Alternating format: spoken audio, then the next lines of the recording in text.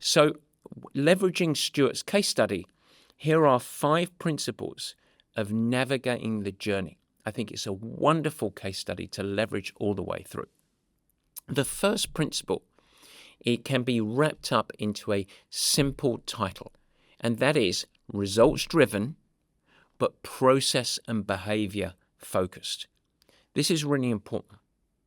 I'm sure when you start 2025, you're ambitious, you want to up-level, you want to smash your goals.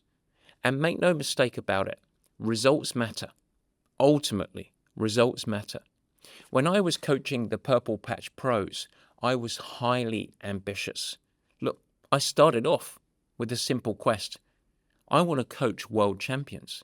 That was my ambition. And almost every Purple Patch Pro that joined our team was equally ambitious. They didn't come just hoping to improve. They wanted to win races. That was the ambition. That's why they're doing it. It's not an easy journey. Yet, with that, we were results driven, but our focus was on process and behavior.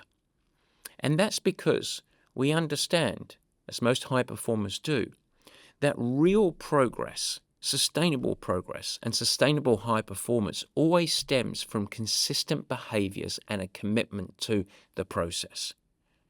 And so if we come back to the case study of Stuart, we can apply that into our lessons here. Because Stuart was incredibly brave and really smart. He had huge amplification of stresses in work. He had unanticipated family illness that caused logistical challenge, a whole bunch of travel, as well as emotional stress. And also on top of that, he had some physiological challenges with muscle niggles. And so he very quickly shifted his focus. Now, he had a good team around him, but very quickly shifted his focus. And he went from trying to chase his regular recipe of weekly hours. He always saw himself, he identified himself with, if I can lock in at 12 hours a week, I'm going to be successful. Instead of thinking about chasing outcomes of that, I need to accumulate a preset amount of hours. He did a remarkably good job of shifting to daily actions. Now that's a Stuartism right there. This is what he said. He said, I'm going to focus on daily actions. So what was that? Well, when he had incredibly chaotic weeks, he tried to complete really short sessions.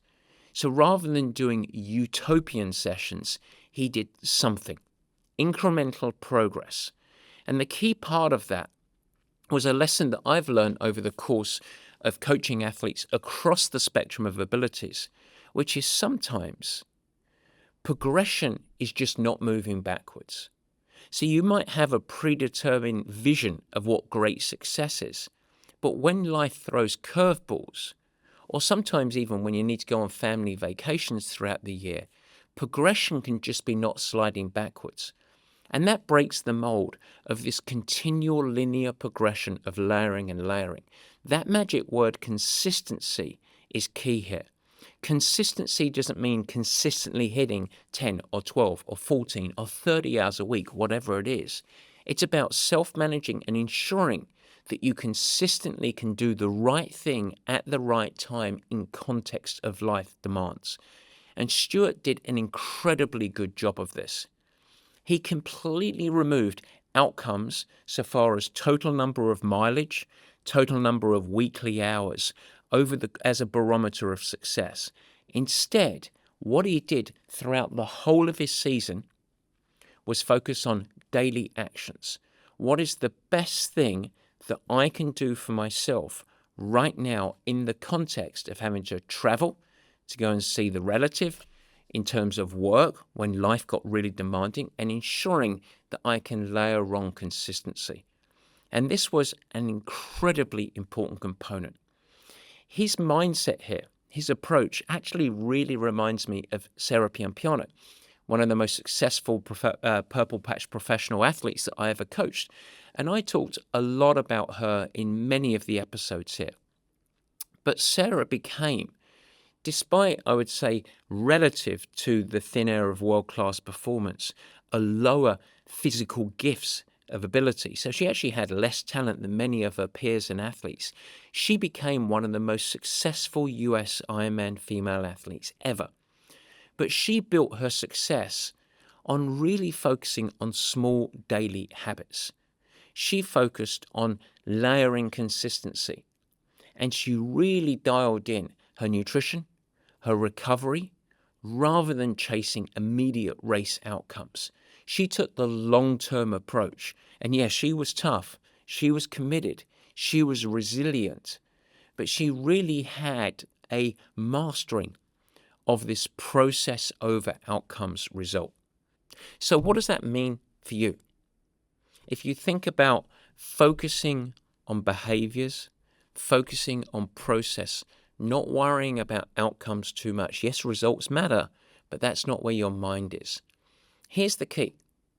As you take on this journey that is going to be full of unanticipated setbacks and challenges and obstacles, etc., focus a little bit like our case study, Stuart, on what are your daily actions. Anchor yourself in process. And what that means is every day is how can I get better today? How can I improve? What is my win that I can achieve today? And if you do that on a day-to-day basis, it enables you to put it within context of everything else in life. So don't start with what do I have to do today, but what can I do to win? If you do that in 2025, it's going to enable you to make better real-time decisions within context of life. And this is critical, not just for professional athletes, but I would almost amplify it in importance for time-starved athletes like yourself. What is my win today? That is your action. And it's not just checking a box of a big workout. It's about doing the right thing in the context of life to ensure that you can weave consistency over many, many weeks and many, many months. Principle number 1, results-driven, process and behavior focused. Super. What about principle number 2? This is one that always catches people's eye and attention. Keep things simple. Look, the simple truth is that complexity breeds overwhelm. Simplicity fosters clarity and action. When I'm asked about the success of the Purple Patch professional athletes, one of the things I always talk about is the great surprise. Because people always want to understand and learn about the key workouts or the complexity that we add. What do we add in? What do they do that's so different? And the answer to that is really quite surprising. Great success typically stemmed from what we removed from an athlete's journey rather than what we added.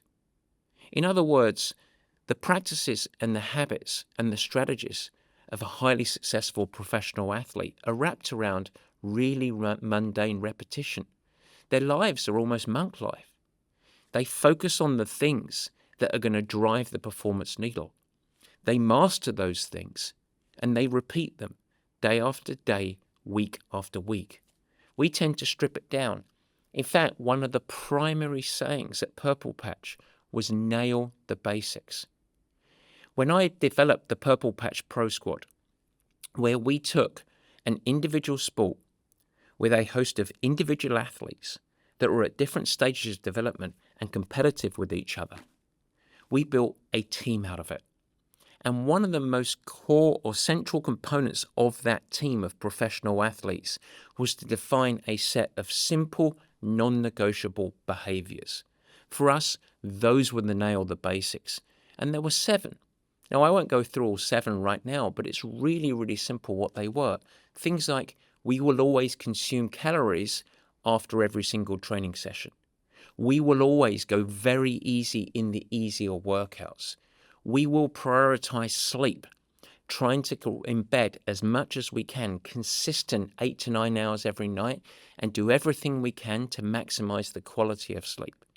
We will have a bolstering of our immune system recovery and adaptations by mastering daily hydration. We will integrate strength throughout the year. So these are some really simple universal practices and habits. But you know what we did? We mastered them. We ingrain them as a universal practice. And we try to keep it as simple and repeatable as possible. And that's why this is our second principle. Keep things simple. Let's go back to our case study that we're weaving through today's show. Stuart, what he did was he simplified his weekly focus. He had so much going on. He had that big work project we talked about. He had travel and the whole cognitive load of family illness. He couldn't overcomplicate life. In fact, we stripped things away and we focused on 3 core things. Number 1, I want you to dial in strength. I felt like with him going on to an IRONMAN distance that we really need to ensure that he had his durability there. So we focused on strength training. Don't let that go. Number 2, we had a focus on higher intensity training because I wanted him to ensure that he could dial that in. We took the opportunity to build endurance when we could, but because his total training was going lower, we amplified a focus on higher intensity. We had to optimize with less training hours than he otherwise would have. And the third area is we committed to recovery. Look, I'm the recovery coach, so that's no surprise at all. But those were 3 core principles. Boost up higher intensity, maximize recovery and downtime, and ensuring that he had the backbone of good durability and strength. Really, really important. And we stripped away all of the unnecessary layers, and it really enabled him to keep consistency. Because in any given week, he said, okay, where am I going to nail my strength sessions? Where am I going to hit my 1 to 2 high intensity sessions? And everything else was living and breathing. If we had more time and capacity, because maybe he didn't have such of a load of travel with the family illness, or maybe the work project gave him a little bit more breathing room, we would take advantage. We would boost up the endurance that he could do. But when things got a little heated, for one reason or another, and he had less time, we would reduce the endurance and just say, you know what, that can come next week or the week following. That was really a really good example. A prime purple patch pro example of this is the most famous one that we probably have, Tim Reed. You might have heard me talk about this. Tim, he became world champion at the 70.3 distance. And the big story with him was over the course of that year, 2016, he tended to be an athlete that could overcomplicate things. My loving, affectionate nickname for him was Tim the Tinkerer. But in that year, we absolutely diffused many things that he would typically focus on. And we built all of the emphasis around the core principles. Those nail the basics. And that's all we did. And what happened there is it tended to simplify. It created clarity of focus and empowered him to really master the fundamentals. One of those fundamentals was an emphasis for Tim on terrain management. And it yielded better speed return on his bike, and it gave him a toolkit that he could leverage, and he did leverage at the World Championships. And I think that was the biggest catalyst for his great success that year. Really, really simple, really important. So what does that mean for you as you go into 2025? Well, it stems from some of the stuff that we talked about in part 2 of our episode in this 4-part series, which is simplify your training. What I would encourage you to do is to identify your top 2 or 3 things that you're going to focus on every single week and dive into those. Now, it's not just training. It might be across your swim, bike, run, and strength, but it might also be a habit. But what are the 2 or 3 things that you're going to obsess on that are going to yield the biggest performance gains? One of the sayings that I like to leverage at Purple Patch is master the boulders and focus on the boulders and let the sand filter away. It's easy, it's appealing to try and focus on everything, but we as human beings just can't do that. And so if you want to be successful and you want to be equipped to navigate obstacles and challenges, you better filter out and keep things simple. Principle number 2. Here's principle number 3. Respond, don't react. This is it. This is a key component here. When we have flex in the system, no matter how much we care about planning and prioritization, we are going to be met with obstacles and challenges. And so I encourage you, respond, don't react. You see, the truth is how you handle these disruptions is going to absolutely define your path forward. And so when you do have a pitfall, a huge work project, a family illness, an injury, whatever it might be, don't react. You don't need to throw the toys out of the cot. Instead, respond. What's the difference here? I believe a response is a proactive mindset. It's a scenario in which you pause, you assess, and then you act purposefully. That's what response is.